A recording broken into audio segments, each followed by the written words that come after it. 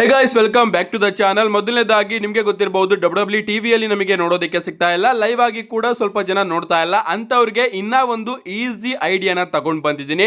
Smack down ಹಾಗೆ Monday night rho ಮುಗಿದ ಕೂಡಲೇ ಡಬ್ಲ್ಯೂ ಅವರು ತನ್ನ ಯೂಟ್ಯೂಬ್ ಚಾನಲ್ ಅಲ್ಲಿ ಆ ಒಂದು ಶೋನ ಹೈಲೈಟ್ಸ್ ನ ಅಪ್ಲೋಡ್ ಮಾಡ್ತಾರೆ. ಹೈಲೈಟ್ಸ್ ಅಲ್ಲೂ ಕೂಡ ಸ್ವಲ್ಪ ಬಿಟ್ಟು ಅಪ್ಲೋಡ್ ಮಾಡಿರ್ತಾರೆ. ಅದು ನಮಗೆ ನೋಡೋದ್ರಲ್ಲಿ ಜಾಸ್ತಿ ಮಜಾ ಬರೋದಿಲ್ಲ.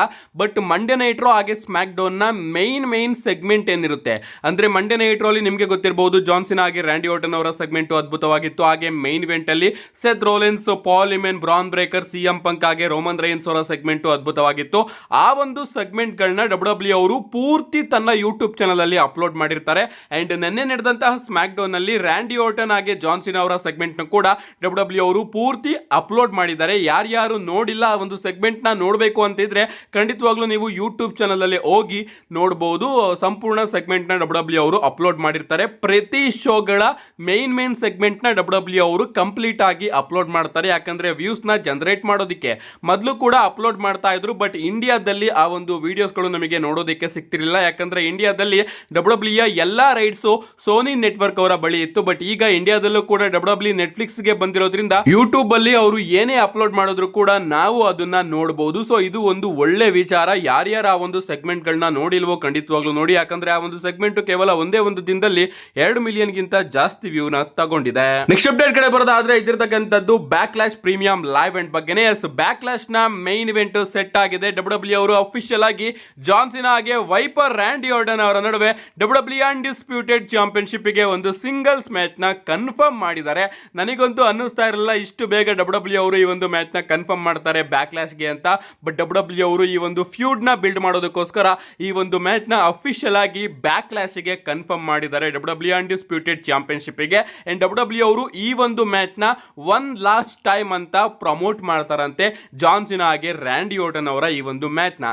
ನೋಡೋಣ ಗೈಸ್, ಈ ಒಂದು ಮ್ಯಾಚ್ ಅಲ್ಲಿ ಯಾರು ಗೆಲ್ತಾರೆ ಅಂತ. ನಮ್ಮ ಜಾನ್ ಸಿನಾ ಅವರೇ ಗೆಲ್ತಾರ ಅಥವಾ ನಮ್ಮ ರ್ಯಾಂಡಿ ಆರ್ಟನ್ ಅವರು ಗೆದ್ದು 15 ಟೈಮ್ ಡಬ್ಲ್ಯೂ ಅನ್ಡಿಸ್ಪ್ಯೂಟೆಡ್ ಚಾಂಪಿಯನ್ ಆಗ್ತಾರೋ ಅಂತ ಕಾದ್ ನೋಡಬೇಕು. ಅಂಡ್ ಮ್ಯಾಚ್ ಕಾರ್ಡ್ ಗ್ರಾಫಿಕ್ ಮಾತ್ರ ಸಿಕ್ಕಾಪಟ್ಟೆ ಅದ್ಭುತವಾಗಿ ನಮಗೆ ನೋಡೋದಕ್ಕೆ ಸಿಗ್ತಾ ಇದೆ. ಮೊದಲನೇ ಗ್ರಾಫಿಕ್ ಕೂಡ ಚೆನ್ನಾಗಿದೆ ಅಂಡ್ ಎರಡನೇ ಗ್ರಾಫಿಕ್ ಇನ್ನೂ ಕೂಡ ಬ್ಯಾಡ್ ಆಸ್ ಆಗಿ ನಮಗೆ ನೋಡೋದಕ್ಕೆ ಸಿಗ್ತಾ ಇದೆ. ನೆಕ್ಸ್ಟ್ ಅಪ್ಡೇಟ್ ಕಡೆ ಬರೋದಾದ್ರೆ ಇದಿರ್ತಕ್ಕಂಥದ್ದು ನಮ್ಮ ರಾಕ್ ಅವರ ಬಗ್ಗೆ. ನಿಮಗೆ ಗೊತ್ತಿರಬಹುದು, ರಾಕ್ ಅವರು ನಮಗೆ ರಸಲ್ ಮೇನಿಯಾ 41 ನಲ್ಲಿ ನೋಡೋದಕ್ಕೆ ಸಿಗ್ಲಿಲ್ಲ.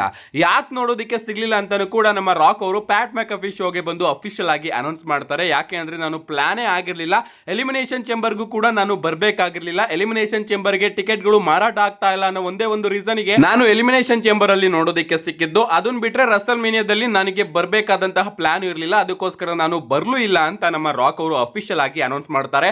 ಅಂಡ್ ಈ ಒಂದು ಅಪ್ಡೇಟ್ ನ ನಮ್ಮ ಡೇವ್ ಮೆಲ್ಸನ್ ಅವರೇ ಕೊಟ್ಟಿರ್ತಾರೆ. ನಾನು ತುಂಬಾ ವಿಡಿಯೋದಲ್ಲಿ ಹೇಳಿದ್ದೀನಿ, ನಮ್ಮ ಡೇವ್ ಮೆಲ್ಸನ್ ಅವರು ಮೊದಲೇ ಹೇಳಿದ್ರು ರಾಕ್ ಅವರು ರಸಲ್ ಮೇನಿಯಾ 41 ನಲ್ಲಿ ನೋಡೋದಕ್ಕೆ ಸಿಗೋದಿಲ್ಲ, ಶೆಡ್ಯೂಲ್ ಆಗಿಲ್ಲ ಅಂತ. ಅಂಡ್ ಅದಕ್ಕೆ ಕಮೆಂಟ್ ನ ಮಾಡ್ತಾ ನಮ್ಮ ರಾಕ್ ಅವರು ಹೇಳಿರ್ತಾರೆ, ಡೇವ್ ಮೆಲ್ಸನ್ ಅವರು ಹೇಳಿರೋದು ಸುಳ್ಳು, ಆ ಒಂದು ಬುಲ್ಶಿಟ್ ಗಳನ್ನ ನಂಬೋದಕ್ಕೆ ಹೋಗ್ಬೇಡಿ, ನಾನು ರಸಲ್ ಮೇನಿಯಾ 41 ನಲ್ಲಿ ಇರ್ತೀನಿ ಅಂತ. ಆಗ ನಮ್ಮ ರಾಕ್ ಅವರು ಸಿಕ್ಕಾಪಟ್ಟೆ ಕೋಪ ಮಾಡ್ಕೊಂಡಿರ್ತಾರೆ. ಈ ಒಂದು ಅಪ್ಡೇಟು ಯಾವ ರೀತಿ ಲೀಕ್ ಆಯ್ತು, ನಾನು ರಸಲ್ ಮೇನಿಯಾದಲ್ಲಿ ಬರೋದಿಲ್ಲ ಅನ್ನೋ ಒಂದು ವಿಚಾರ ಯಾವ ರೀತಿ ಲೀಕ್ ಆಯ್ತು ಅಂತ ರಾಕ್ ಅವರು ಸಿಕ್ಕಾಪಟ್ಟೆ ಕೋಪ ಮಾಡ್ಕೊಂಡಿರ್ತಾರೆ. ಈ ಒಂದು ವಿಚಾರನೂ ಕೂಡ ನಾನು ಹೇಳಿದ್ದೆ. ಅಂಡ್ ಡೇವ್ ಮೆಲ್ಸನ್ ಅವರ ಅಪ್ಡೇಟ್ ನ ಸುಳ್ಳು ಮಾಡಿಸೋದಕ್ಕಾದ್ರೂ ರಾಕ್ ಅವರು ರಸಲ್ ಮೇನಿಯಾದಲ್ಲಿ ನೋಡೋದಕ್ಕೆ ಸಿಗಬಹುದು ಅನ್ನೋದನ್ನು ಕೂಡ ನಾನು ನನ್ನ ಚಾನಲ್ ಅಲ್ಲಿ ತಿಳಿಸಿದ್ದೀನಿ. ಚಾನಲ್ ನ ರೆಗ್ಯುಲರ್ ಆಗಿ ಫಾಲೋ ಮಾಡೋದಾದ್ರೆ ನಿಮಗೆ ಗೊತ್ತಾಗಿರುತ್ತೆ. ಅಂಡ್ ಈಗ ಗೈಸ್ ಮತ್ತೊಮ್ಮೆ ನಮ್ಮ ಡೇವ್ ಮೆಲ್ಸನ್ ಅವರು ರಾಕ್ ಅವ್ರನ್ನ ಎಕ್ಸ್ಪೋಸ್ ಮಾಡಿದ್ದಾರೆ. ಅಂದ್ರೆ ಡೇವ್ ಮೆಲ್ಸನ್ ಅವರ ಜೊತೆಗಾರರು ಡಬ್ಲ್ಯೂ ಅಲ್ಲಿ ಕೆಲಸ ಮಾಡ್ತಾ ಇರ್ತಾರಲ್ಲ, ಅವರು ನಮ್ಮ ಡೇವ್ ಮೆಲ್ಸನ್ ಅವರಿಗೆ ಹೇಳಿದ್ರಂತೆ ರಾಕ್ ಅವರು ರಸಲ್ ಮೇನಿಯಾಗೆ ಬರ್ತಾ ಇಲ್ಲ, ಬಟ್ ಅವರ ಸ್ಟೋರಿ ರಸಲ್ ಮೇನಿಯಾದಲ್ಲಿ ಇದೆ, ಅವರು ರಸಲ್ ಮೇನಿಯಾಗೆ ಬರಬೇಕು ಅನ್ನೋದು ನಮ್ಮೆಲ್ಲರ ಆಸೆ, ಡಬ್ಲ್ಯೂ ಕಂಪನಿಯ ಆಸೆ. ಬಟ್ ಆದ್ರೂ ಕೂಡ ರಾಕ್ ಅವರು ರಸಲ್ ಮೇನಿಯಾ 41 ಗೆ ಬರ್ತಾ ಇಲ್ಲ. ಅದಕ್ಕೆ ನೀವೇನ್ ಮಾಡಬೇಕು ಅಂದ್ರೆ ರಾಕ್ ಅವರು ರಸಲ್ ಮೇನಿಯಾ 41 ಗೆ ಬರೋದಿಲ್ಲ ಅನ್ನೋ ಒಂದು ಅಪ್ಡೇಟ್ ನ ನೀವು ಕ್ರ್ಯಾಕ್ ಮಾಡಬೇಕು. ನಿಮ್ಮನ್ನ ಸುಳ್ಳು ಮಾಡಿಸೋದಕ್ಕಾದ್ರೂ ರಾಕ್ ಅವರು ರಸಲ್ ಮೇನಿಯಾಗೆ ಬರಬಹುದು, ಇದೊಂದೇ ದಾರಿ ಉಳಿದಿರೋದು ಅಂತ ನಮ್ಮ ಡೇವ್ ಮೆಲ್ಸನ್ ಅವರ ಕೈಯಲ್ಲಿ ಆ ಒಂದು ಅಪ್ಡೇಟ್ ನ ಅವರೇ ಹೇಳ್ಸಿರ್ತಾರಂತೆ, ಡಬ್ಲ್ಯೂ ಕಂಪನಿ ಅವರೇ ಹೇಳ್ಸಿರ್ತಾರಂತೆ. ಬಟ್ ಅದಾದ್ಮೇಲೂ ಕೂಡ ನಮ್ಮ ರಾಕ್ ಅವರು ನಮಗೆ ರಸಲ್ ಮೇನಿಯಾ 41 ನಲ್ಲಿ ನೋಡೋದಕ್ಕೆ ಸಿಗ್ಲಿಲ್ಲ. ಅಂಡ್ ಈ ಬಾರಿ ರಾಕ್ ಅವರು ಒಮ್ಮೆ ಕೂಡ ರಸಲ್ ಮೇನಿಯಾ 41 ನ ಪ್ರಮೋಟ್ ಮಾಡಲಿಲ್ಲ. ಅವರು ಬರೋದಿಲ್ಲ ಅನ್ನೋದೇ ಆದ್ರೆ ಪ್ರಮೋಷನ್ ಆದ್ರೂ ಕೂಡ ಮಾಡಬಹುದಾಗಿತ್ತು. ಯಾಕಂದ್ರೆ TKO ಗ್ರೂಪ್ ನ ಮೆಂಬರ್ ಆಗಿದ್ದಾರೆ ನಮ್ಮ ರಾಕ್ ಅವರು, ಸೊ ಪ್ರಮೋಷನ್ ಆದ್ರೂ ಮಾಡಬಹುದಾಗಿತ್ತು. ಬಟ್ ಆದ್ರೂ ಕೂಡ ನಮ್ಮ ರಾಕ್ ಅವರು ಪ್ರಮೋಟ್ ಮಾಡಿಲ್ಲ. ಅಂಡ್ ಡಬ್ಲ್ಯೂ ಅವರು ಕೂಡ ಜಾನ್ಸಿನಾಗೆ ಕೋಡಿ ರೋಡ್ಸ್ ಅವರ ಫ್ಯೂಡ್ ಅಲ್ಲಿ ರಾಕ್ ಅವರ ನೇಮ್ ನ ಬರೀ ಒಂದೇ ಒಂದು ಬಾರಿ ಮೆನ್ಷನ್ ಮಾಡಿದ್ರು. ಇದನ್ನೆಲ್ಲದನ್ನು ಕೂಡ ನಾವು ಗಮನಿಸಲೇಬೇಕು. ಸೊ ಈ ಬಾರಿ ಏನಾದ್ರೂ ನಮ್ಮ ರಾಕ್ ಅವರು ಅವರ ಅಗತ್ಯಕತೆ ಇದೆ ಅಂತ ರಾಕ್ ಅವರಿಗೆ ಗೊತ್ತಿದ್ರು ಕೂಡ ಈ ಬಾರಿಯ ರಸಲ್ ಮೇನಿಯಾನ ಮಿಸ್ ಮಾಡ್ಕೊಂಡ್ರ. ಯಾಕಂದ್ರೆ ರಾಕ್ ಅವರೇ ಹೇಳಿದ್ದಾರೆ, ನಾನು ಈ ಬಾರಿಯ ರಸಲ್ ಮೇನಿಯಾನ ಮನೇಲಿ ಕೂತ್ಕೊಂಡು ಆರಾಮಾಗಿ ನೋಡ್ತಾ ಇದ್ದೆ ಅಂತ. ಸೊ ಮನೇಲಿ ಅವರು ಕೂತ್ಕೊಂಡಿದ್ರು ಅಂದ್ರೆ ಅವರು ಫ್ರೀ ಆಗಿದ್ರು, ಅಪಿರಿಯನ್ಸ್ ನಾದ್ರೂ ಕೊಡೋದಕ್ಕೆ ನಮ್ಮ ರಾಕ್ ಅವರು ಬರ್ಬೋದಾಗಿತ್ತು. ಬಟ್ ನಮ್ಮ ರಾಕ್ ಅವರೇನಾದ್ರೂ ಇಲ್ಲಿ ಬೇಕು ಅಂತಾನೆ ಬರ್ಲಿಲ್ವಾ? ಕಳೆದ ವರ್ಷದ ರಸಲ್ ಮೇನಿಯಾನ ಯಾವ ರೀತಿ ನಮ್ಮ ಟ್ರಿಪಲ್ ಎಚ್ ಅವರು ಕೋಡಿ ರೋಡ್ಸ್ ಅವ್ರಿಗೋಸ್ಕರ ಹಾಳು ಮಾಡಿದ್ರು, ರಾಕ್ ಆಗಿ ರೋಮನ್ ರೈನ್ಸ್ ಅವರ ಮ್ಯಾಚ್ ನ ಮಾಡ್ಲಿಲ್ವೋ, ಅದನ್ನ ರಿವೆಂಜ್ ತೀರಿಸ್ಕೊಳ್ಳೋದಕ್ಕೋಸ್ಕರ ಏನಾದ್ರೂ ನಮ್ಮ ರಾಕ್ ಅವರು ಈ ಬಾರಿಯ ರಸಲ್ ಮೇನಿಯಾನ ಪ್ರಮೋಟ್ ಮಾಡ್ಲಿಲ್ವಾ? ಎಲ್ಲಿ ಅವರ ಅವಶ್ಯಕತೆ ಇತ್ತೋ ಅಲ್ಲಿ ಅವರು ನಮಗೆ ನೋಡೋದಕ್ಕೆ ಸಿಗ್ಲಿಲ್ವಾ ಅನ್ನೋ ಒಂದು ಪ್ರಶ್ನೆ ಇಂಟರ್ನೆಟ್ ಅಲ್ಲಿ ತುಂಬಾನೇ ಓಡಾಡ್ತಾ ಇದೆ. ಅಂಡ್ ಇದರಿಂದ ಎಲ್ಲೋ ಜನಕ್ಕೆ ಅನಿಸ್ತಾ ಇದೆ ಟ್ರಿಪಲ್ ಎಚ್ ಆಗಿ ರಾಕ್ ಅವರ ನಡುವೆ ಸಂಬಂಧ ಎಲ್ಲೋ ಹದಗೆಡ್ತಾ ಇದೆ ಅಂತ. ನೋಡೋಣ ಗಾಯ್ಸ್ ಈ ಒಂದು ಸ್ಟೋರಿ ಎಲ್ಲಿಗೆ ಹೋಗಿ ನಿಲ್ಲುತ್ತೆ ಅಂತ. ನಿಮ್ಗೆ ಅನ್ಸುತ್ತೆ ಇದ್ರ ಬಗ್ಗೆ ನಿಮ್ಮ ಅನಿಸಿಕೆನ ಕಮೆಂಟ್ ಮಾಡಿ. ನಮ್ಮ ನೆಕ್ಸ್ಟ್ ಅಂಡ್ ಫೈನಲ್ ಅಪ್ಡೇಟ್ ಕಡೆ ಬರೋದಾದ್ರೆ ಇದ್ದಿರ್ತಕ್ಕಂಥದ್ದು ನಮ್ಮ ಟ್ರೈಬಲ್ ಚೀಫ್ ರೋಮನ್ ರೈನ್ಸ್ ಅವರ ಬಗ್ಗೆ. ಸಾರಿ ಪ್ರಾಬಬ್ಲಿ ನಾವು ಇನ್ ಮುಂದೆ ರೋಮನ್ ರೈನ್ಸ್ ಅವ್ರನ್ನ ಟ್ರೈಬಲ್ ಚೀಫ್ ಅಂತ ಕರೆಯೋದಕ್ಕೆ ಆಗೋದಿಲ್ಲ ಅಂತ ಅನ್ಕೋತೀನಿ. ಯಾಕಂದ್ರೆ ಡಬ್ಲ್ಯೂ ಅವರು ರೋಮನ್ ರೈನ್ಸ್ ಅವರ ಕ್ಯಾರೆಕ್ಟರ್ ನ ಈಗ ಚೇಂಜ್ ಮಾಡ್ತಾ ಇದ್ದಾರೆ. ರೀಸೆಂಟ್ ಒಂದು ವಿಡಿಯೋದಲ್ಲಿ ನಾನು ನಿಮ್ಗೆ ತಿಳಿಸಿದ್ದೆ, ರೋಮನ್ ರೈನ್ಸ್ ಅವರ ಟ್ರೈಬಲ್ ಚೀಫ್ ಅನ್ನೋ ಒಂದು ಗಿಮಿಕ್ ಈ ಬ್ಲಡ್ ಲೈನ್ ಕಂಪ್ಲೀಟ್ ಆಗಿ ಎಂಡ್ ಆಯ್ತಲ್ಲ, ಆಗ್ಲೇ ಮುಗ್ದೋಗಿದೆ. ಇನ್ ಮುಂದೆ ಪ್ರಾಬಬ್ಲಿ ರೋಮನ್ ರೈನ್ಸ್ ಅವರು ಟ್ರೈಬಲ್ ಚೀಫ್ ಆಗಿ ನಮಗೆ ನೋಡೋದಕ್ಕೆ ಸಿಗೋದಿಲ್ಲ ಅಂತ ನಾನು ಒಂದು ವಿಡಿಯೋದಲ್ಲಿ ತಿಳಿಸಿದ್ದೆ.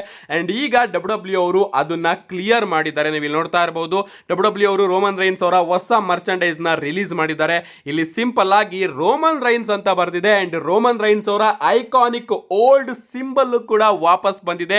ಅದನ್ನು ಕೂಡ ಡಬ್ಲ್ಯೂ ಅವರು ಗೋಟ್ ರೀತಿ ಡಿಸೈನ್ ಮಾಡಿದ್ದಾರೆ, ಅಂದ್ರೆ ಟಗರ್ ರೀತಿ ಡಿಸೈನ್ ಮಾಡಿದ್ದಾರೆ. ಇಂಡೈರೆಕ್ಟ್ ಆಗಿ ರೋಮನ್ ರೈನ್ಸ್ ಅವ್ರನ್ನ ಡಬ್ಲ್ಯೂ ಅವರು ಗೋಟ್ ಅಂತ ಕರೀತಾ ಇದ್ದಾರೆ, ಗ್ರೇಟೆಸ್ಟ್ ಆಫ್ ಆಲ್ ಟೈಮ್ ಅಂತ. ಮರ್ಚಂಡೈಸ್ ಏನೋ ಚೆನ್ನಾಗಿದೆ, ಬಟ್ ರೋಮನ್ ರೈನ್ಸ್ ಅವರ ಇಷ್ಟು ವರ್ಷ ನಾವು ಟ್ರೈಬಲ್ ಚೀಫ್ ಅನ್ನೋ ಒಂದು ಕ್ಯಾರೆಕ್ಟರ್ ಅಲ್ಲಿ ನೋಡ್ಕೊಂಡು ಬಂದಿದ್ದೀವಿ. ಸೊ ಪ್ರಾಬಬ್ಲಿ ಈಗ ರೋಮನ್ ರೈನ್ಸ್ ಅವ್ರಿಗೋಸ್ಕರ ಡಬ್ಲ್ಯೂ ಅವರು ಹೊಸ ಕ್ಯಾರೆಕ್ಟರ್ ನ ತಗೊಂಡು ಬರ್ತಾ ಇದ್ದಾರೆ ಅಂತ ಅನ್ಕೋತೀನಿ. ಅದಕ್ಕೋಸ್ಕರ ಈ ಒಂದು ಮರ್ಚಂಡೈಸ್ ಅಲ್ಲಿ ಎಲ್ಲೂ ಕೂಡ ನಮಗೆ ಟ್ರೈಬಲ್ ಚೀಫ್ ಹಾಗೆ OTC ಮೆನ್ಷನ್ ಆಗಿರೋದು ನೋಡೋದಕ್ಕೆ ಸಿಗ್ತಾ ಇಲ್ಲ. ಮರ್ಚಂಡೈಸ್ ಮಾತ್ರ ಅದ್ಭುತವಾಗಿ ನಮಗೆ ನೋಡೋದಕ್ಕೆ ಸಿಗ್ತಾ ಇದೆ. ನೋಡೋಣ ಗೈಸ್ ಈಗ ಹೊಸ ಕ್ಯಾರೆಕ್ಟರ್ ಅಲ್ಲಿ ರೋಮನ್ ರೈನ್ಸ್ ಅವರು ನಮಗೆ ಯಾವ ರೀತಿ ನೋಡೋದಕ್ಕೆ ಸಿಗ್ತಾರೆ ಅಂತ. ಇನ್ನು 3 ವರ್ಷ ಅವರು ಕಂಪನಿಯಲ್ಲಿ ನೋಡೋದಕ್ಕೆ ಸಿಗ್ತಾರೆ. ಅದಾದ್ಮೇಲೆ ಇರ್ತಾರೋ ಇಲ್ವೋ ಅನ್ನೋದು ಇನ್ನೂ ಕೂಡ ಕನ್ಫರ್ಮ್ ಆಗಿಲ್ಲ. ನಿಮ್ಗೆ ಅನ್ಸುತ್ತೆ ಇದ್ರ ಬಗ್ಗೆ ನಿಮ್ಮ ಅನಿಸಿಕೆನ ಕಮೆಂಟ್ ಮಾಡಿ ಅಂತ ಹೇಳ್ತಾ, see you guys in my next video.